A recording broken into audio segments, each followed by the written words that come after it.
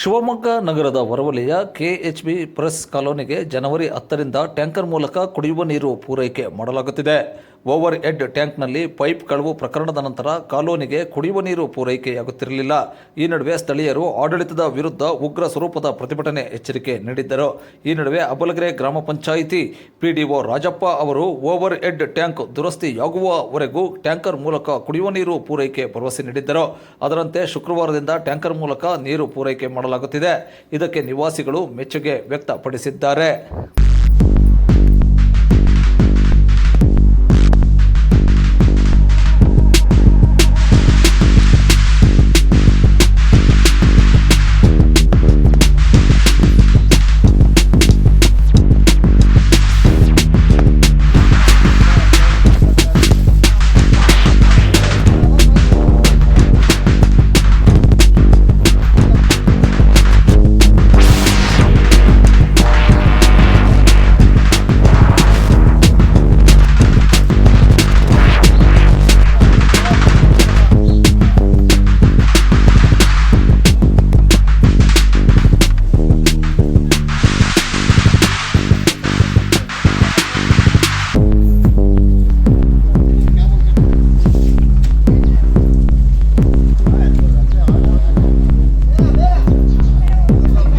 ಬರ್ರಿ, ಈ ಕಡೆ ಬರ್ರಿ, ಬಂದೆ, ಈ ಕಡೆ ಬರ್ರಿ, ಈ ಕಡೆ ಬರ್ರಿ.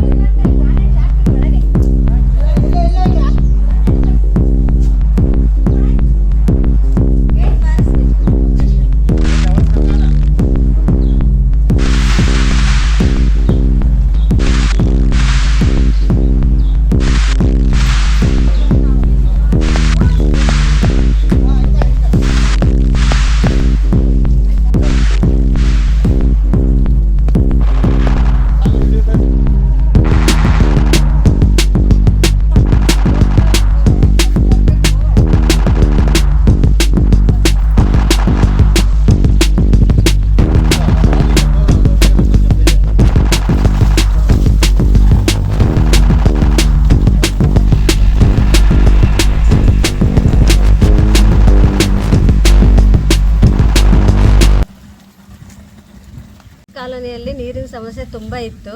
ಅದಕ್ಕಾಗಿ ನಾವೆಲ್ಲ ಪ್ರತಿಭಟನೆ ಮಾಡಬೇಕು ಅಂತ ಇದ್ವಿ.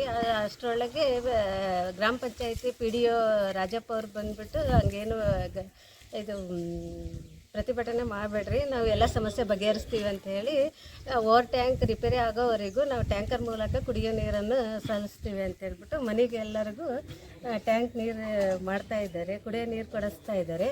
ಅದರಂಗೆ ನಮಗೆ ಬೇಗ ಸ್ವಲ್ಪ ಕುಡಿಯೋ ನೀರು ವ್ಯವಸ್ಥೆ ಆಗಬೇಕು. ಮತ್ತು ಚರಂಡಿ ಅದು ಮತ್ತು ನಾವು ಎಲ್ಲ CC ಕ್ಯಾಮ್ರಾ ಅದೆಲ್ಲ ಅಳವಡಿಸ್ಕೊಳ್ಬೇಕಂತ PDO ಅವರಿಗೆ ಧನ್ಯವಾದ. ಖಾಲಿ ಜಾಗದಾಗಲೆಲ್ಲ ಬೆಳೆಗಳೆಲ್ಲ ಬೆಳ್ಕೊಂಡು ಹಾವು ಅವೆಲ್ಲ ಕಾಟ ತುಂಬ ಆಗಿದೆ ನಮಗೆ. ಅದಕ್ಕಾಗಿ ರಸ್ತೆಗಳು ಗುಂಡಿಗಳೆಲ್ಲ ಬಿದ್ದಿದೆ, ಅದಕ್ಕೆಲ್ಲ ಸ್ವಲ್ಪ ದುರಸ್ತಿ ಮಾಡಿಕೊಡ್ಬೇಕಂತ ಕೇಳ್ಕೊಳ್ತೀವಿ.